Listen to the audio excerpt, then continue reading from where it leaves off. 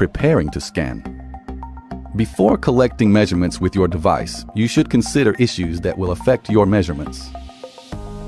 You will have information about the scanned area. You will consider information such as historical background and soil structure of the searched area. You should check the battery and charge status of your product during scanning. You should perform the search with a fully charged device. Low battery level is one of the elements that affect measurements. There should not be any high-tension lines, main electric lines, cell towers, objects with high susceptibility, speakers, or objects like magnets within at least 50-meter diameter of the area measured. Person doing the scanning should not have any objects with high magnetic susceptibility on him or her. Heat, radio receivers, solar power, ground minerals, loose soil, salt, water, etc. may have negative effects on measurement results. In order to prevent your measurements from getting affected by magnetic fluctuations, it should always be performed within north-south axis.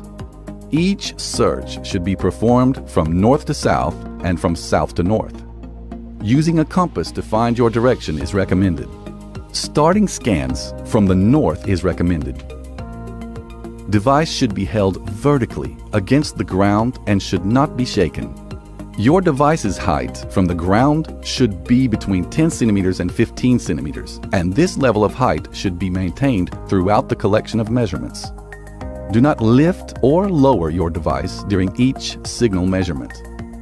At least 10 signal pulses and 10 search rows, in other words 3 meters to 3 meters, is recommended for measurement size. A point you doubt in the measurement area should remain in the center of the measurement you perform. If the metal or cavity data is placed on the sides in the graphics collected, measurements should be repeated by centering this data. Wide measurements should be collected when search is performed on an unknown area. For example, search should be performed with 20 signals to 20 rows. Be attentive to keep 30 centimeters between each signal pulse count and 30 centimeters between each search row. You should perform measurements relatively in wider areas depending on the size of the area measured. If you are searching for large objects such as graves or rooms, you may increase the pulse intervals, for example, keeping 50 centimeters between each signal. If you are searching for smaller objects, such as between 20 to 30 centimeters, you should increase the frequency of signal pulse intervals. If a buried object remains under soil for longer amounts of time, the magnetic field it will produce will be higher, and it could be detected easier. You should check the target at least twice by performing the search in the same manner.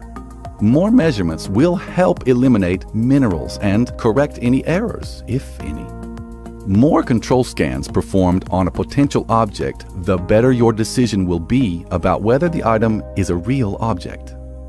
You may perform zigzag or parallel scans. If you have completed a scan line, the next one should be performed next to it. Measurement device should not be turned between rows. 3D ground scan settings.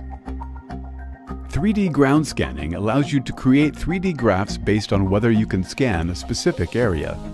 There are two options in the ground scanning function, automatic and manual.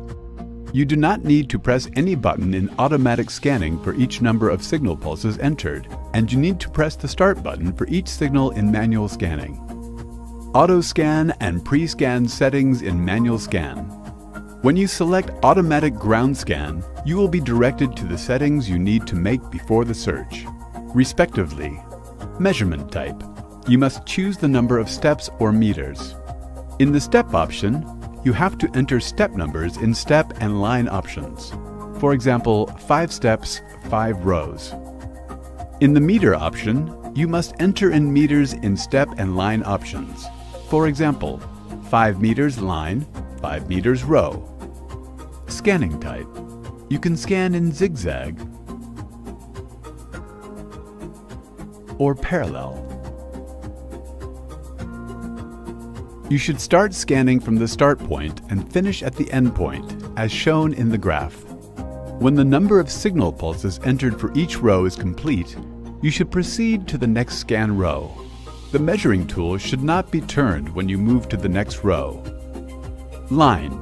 You must enter the row size of the search area in meters or steps according to the unit you have selected in the measurement type section. Depending on the number of signal pulses you have entered, you should go to the next scan row when the signal pulses are over. Step. You must enter the row size of the search area in meters or steps according to the unit you have selected in the measurement type section. Target type. You can select 3 different search objectives: small, general, and tunnel, according to the purpose of your screening. Small should be selected if your target is small objects. In the small option, each scan signal range should be 15 to 20 centimeters. You can select the general scan, such as normal object, space, structure. In this option, your scan signal range should be between 25 and 35 centimeters. You can select the tunnel option for your scans covering large areas such as tunnel, room, and grave. In this option, you can search at 50 centimeter intervals. For example, if you select 10 signal steps and select small as the target type, you will scan with a distance of 30 centimeters each. You will have created a scanning line of 300 centimeters or 3 meters. Step duration. If you want the device to wait between each signal pulse, you can select not less than 0.8 seconds. When you increase the time, the waiting time will increase. This feature is activated in the automatic search option. Starting point. You can adjust your scanning starting point by starting at the bottom right or bottom left corner. To do this, you must select left or right from the starting point. If you start searching from the bottom left corner, you should continue with the next scan row on your right. If your selection is in the bottom right corner, you should continue with your next scan row on your left. After you have made all the settings, you can start scanning by pressing the Confirm button. 3D ground scanning. Depending on the settings you made before the search, the 3D ground scan will begin. On the right side of the scan screen, you will see the settings you made before scanning. If your selection is manual mode, you must press the Start button on the front handle for each signal step. If your selection is automatic mode, you will be directed to press the Start button when the number of signal steps entered for each sequence is complete. You must do this for each scan line. During scanning, you will see colors such as green, red, yellow, and blue, depending on the measurements you have taken. All metallic objects and objects with high magnetic effect are mostly red. Some are orange. Underground cavities, filled soils, cavities are blue. You can see the soil as green without any changes and anomalies. You can see mineral soils and objects with a relatively low magnetic effect as yellow and orange. After the scan, you can determine this data in detail on the analysis screen. If you want to end the search before the number of signal steps entered and the line row is completed, you must press the Back button on the device. Press Back and the device will ask you if you want to end the search. If you select No, you can continue your search from where you left off. Select Yes, and your search will end and you will be directed to the 3D viewer screen. To obtain regular and accurate data, you must complete the number of signal steps and the number of lines entered.